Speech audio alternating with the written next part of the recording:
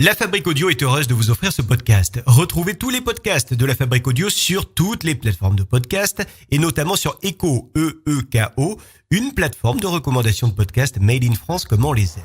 Ah ouais. Quelle histoire ça aussi. Salut tout le monde, aujourd'hui je vais vous parler de la petite histoire des fantômes du Trianon, une histoire vécue par deux Anglaises du début du XXe siècle, Miss Moberly et Miss Jourdain, histoire de fantômes. Alors pourquoi je vais m'intéresser à cette petite histoire ? Eh bien parce que cette petite histoire a rencontré quelque part la grande. Il s'agit d'une petite histoire qui va rencontrer l'histoire de France et notamment l'histoire de la Révolution française. Alors nous sommes avec Charlotte Anne Moberly, dite Annie Moberly. Elle était la fille d'un ancien directeur de collège et professeur d'Oxford. Et puis elle est devenue directrice du 3e collège féminin de l'université d'Oxford en 1886. Et nous sommes également avec Éléanore, Française Jourdain. Elle, c'était la fille d'un pasteur et après avoir exercé en tant qu'enseignante, elle avait fondé sa propre école et elle a également été l'auteur d'ouvrages sur la littérature et le théâtre. Alors nous sommes au mois d'août en 1901 et Éléanore vit à Paris. En fait, à Paris, elle loue un appartement dans la perspective d'y accueillir des élèves pour une période d'études. Annie, c'est sa copine, elle va venir lui rendre visite et elle veut profiter, Annie, de son séjour pour visiter Versailles et notamment les jardins de Versailles et le petit Trianon. Alors nous sommes donc en 1901, c'est l'été. Nous sommes au mois d'août, il fait chaud, c'est un après-midi orageux. Annie et Éléanore sont donc dans les jardins de Versailles et elles cherchent le petit Trianon qui est un domaine bien connu du parc du château de Versailles. Petit rappel historique, c'est Louis XV qui voulait ce château pour tout d'abord Madame de Pompadour, mais finalement c'était la comtesse du Barry qui avait succédé comme favorite de Louis XV à la marquise de Pompadour et qui avait donc inauguré ce château. Et puis plus tard, Louis XVI avait offert le petit Trianon à sa jeune épouse Marie-Antoinette, qui en avait fait vraiment son univers propre, qui contrastait avec la monotonie du reste du parc. Au cours de la Révolution française, le Trianon a été la partie du domaine de Versailles la plus endommagée. Le château avait finalement été vidé de son mobilier, puis aménagé en auberge, et les jardins servaient même pour faire des bals publics. On revient donc à notre balade, ou plutôt la balade de nos deux Anglaises, au mois d'août en 1901. Alors je vous disais donc qu'elles étaient dans le jardin, dans les jardins de Versailles, et elles se sont perdues dans ces jardins de Versailles. Et donc elles ont commencé à se sentir stressées, angoissées, oppressées, et selon ce qu'elles ont confié par la suite, aucune n'aurait fait part à l'autre de son sentiment d'angoisse.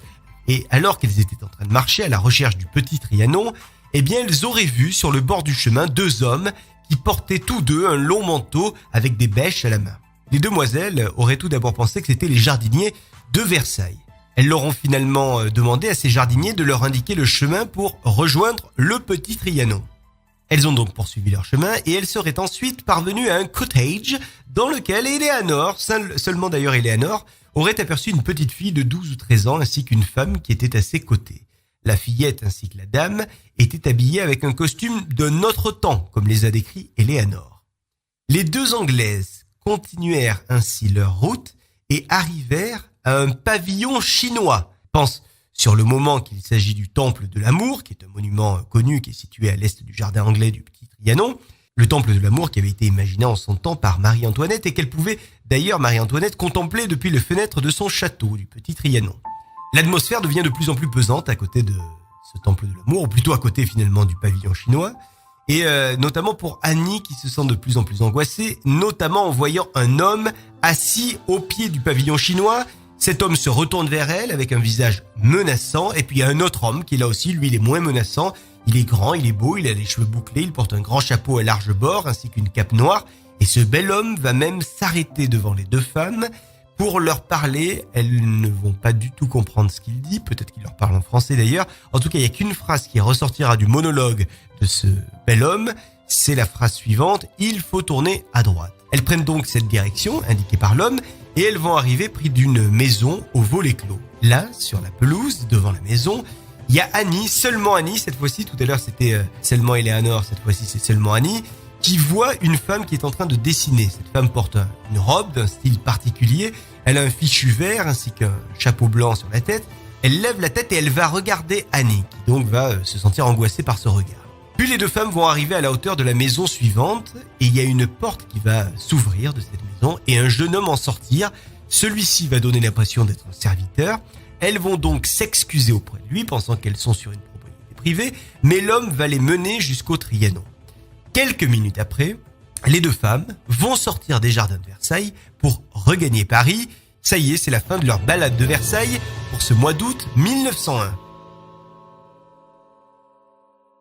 Ce n'est que quelques jours après, selon les intéressés, que Mademoiselle Moberly va faire part à son amie Mademoiselle Jourdain de son impression sur ce qu'elles ont vécu ensemble au Petit Trianon. Annie dit à sa copine qu'elle a eu l'impression que les lieux étaient en quelque sorte hantés.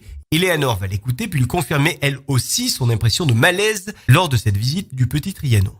Finalement, les deux femmes vont rester là, elles vont arrêter la conversation. Annie va quitter Paris, elle va repartir en Angleterre, mais quelques mois plus tard, en novembre, les deux femmes se revoient, puisque Éléanore rend visite à Oxford à Annie, et à ce moment-là, Annie est directrice d'une école, et c'est là qu'elles vont prendre le temps de largement discuter de ce qu'elles pensent avoir vu, entendu et ressenti toutes les deux.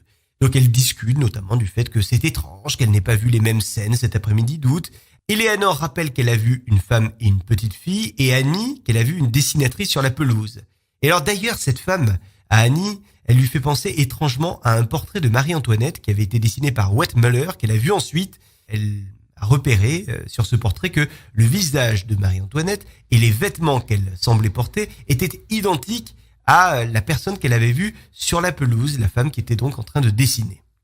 Toutes les deux vont mener des recherches et elles vont apprendre qu'il y a des rumeurs qui disent depuis longtemps que le fantôme de Marie-Antoinette hanterait Versailles. Alors c'est au cours de cette recherche qu'elles vont se rappeler de la présence d'un pont qu'elles avaient franchi et qui aurait disparu. Elles découvrent aussi que le costume qu'elles avaient vu porter par les jardiniers est similaire au costume que portaient les gardes suisses de la reine lors de la Révolution. Et puis elles vont aussi se rendre compte que la porte de laquelle était sorti le serviteur est condamnée depuis longtemps, qu'elle n'existe plus cette porte. Et puis souvenez-vous de l'homme avec son visage vérolé qu'elles pensaient avoir aperçu. Eh bien après des recherches, elles vont tomber sur un portrait du comte de Vaudreuil et elles vont lui trouver une sacrée ressemblance avec cette personne qui leur avait fait peur. Alors tout cela va les amener évidemment à une hypothèse paranormale selon laquelle la promenade étrange qu'elles ont vécue correspondrait à des fragments de la mémoire de Marie-Antoinette pendant la période de la Révolution française. Et comme il y avait un orage ce jour-là, eh bien les deux femmes vont penser que c'est l'électricité des orages qui a été déclencheur de cette expérience paranormale. Ce n'est que 10 ans après la promenade hantée, on est donc en 1911, que les deux femmes vont décider de publier le récit de leur visite.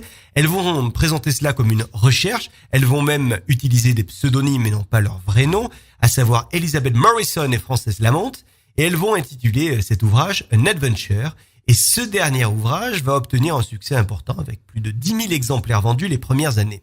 Seulement voilà, il semble qu'il existe des erreurs historiques au sein de ce récit, puisque de nombreux historiens se sont penchés sur ces récits, vous vous en doutez. Et d'ailleurs, il y a un ouvrage qui tente d'expliquer le récit des deux femmes qui a été publié en 1959. Il s'intitule Les fantômes du Trianon. Il y a une préface qui est signée Jean Cocteau, il y a une introduction qui est signée Robert Amadou.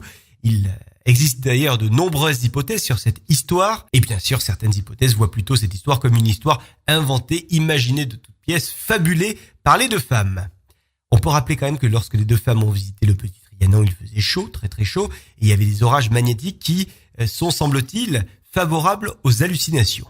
Et puis on peut imaginer aussi que les personnages que les deux femmes avaient croisés ce jour-là étaient des comédiens. Alors c'est vrai qu'il n'y a aucun spectacle qui avait été organisé, programmé ce jour-là de 1901, mais c'est quand même une possibilité qui existe, le fait qu'elles aient croisé des personnes qui étaient en costume et qui se sont moquées d'elles. Un historien, Guy Lambert, a lui aussi mené des recherches et lui, il y croit à la version des deux Anglaises. Il s'est rendu compte qu'il y a un projet de construction d'un kiosque d'aspect chinois qui avait été imaginé en 1774 et que ce projet de construction correspond à la description qui a été faite par les deux femmes. Sauf que ce projet, il n'a jamais abouti et les deux femmes ne pouvaient pas, selon Guy Lambert, être au courant de ce projet avorté. Guy Lambert va même aller plus loin en imaginant que ce qu'ont vu les deux femmes correspondrait plutôt à une période de Versailles plus ancienne, le règne de Louis XV. Et d'ailleurs, selon lui, il y a de nombreux éléments historiques qui coïncideraient avec la description qui a été faite par les deux Anglaises. Les costumes des jardiniers seraient identiques à ceux décrits par les deux femmes, les costumes des jardiniers de l'époque de Louis XV. Même si cette version de Lambert est intéressante sur de nombreux points, il y a d'autres éléments qui semblent ne pas concorder selon d'autres spécialistes de l'histoire. Quoi qu'il en soit, Il y a d'autres histoires de ce type qui ont été racontées ensuite et qui concernent le Petit Trianon. Par exemple, après la publication du premier livre des deux femmes en 1911, il y a une famille, les membres d'une famille qui habitait dans la région versaillaise, la famille Crook, qui a fait savoir que eux aussi, ils avaient vu en 1908 une dessinatrice sur une pelouse, ainsi que notre personnage en costume du XVIIIe siècle. Alors pour poursuivre l'aventure des fantômes du Trianon, comme je vous le disais tout à l'heure, je vous recommande l'article du CERPI, le Centre d'études et de recherche sur les phénomènes inexpliqués. C'est le www.cerpi-officiel.be pour Belgique, puisque ça vient de la Belgique, ce centre d'études. Il y a également une belle émission qui avait été réalisée par Franck Ferrand à l'époque, qui est toujours à retrouver sur Internet, notamment sur YouTube. Et puis il y a bien sûr les écrits de Guy Lambert, dont je vous ai parlé, ainsi que le livre Les fantômes du Trianon, avec la préface de Cocteau et l'introduction de Amadou. Si cette petite histoire de Miss Moberly et Miss Jourdain avec leurs fantômes du Petit Trianon vous a plu, n'hésitez pas à la partager avec un maximum de monde, amis, ennemis, tout le monde y passe. Et puis surtout, n'hésitez pas à la commenter ici sur iTunes, sur Spotify, Deezer et sur la plateforme Echo, E-E-K-O, une plateforme de recommandation de podcast made in France.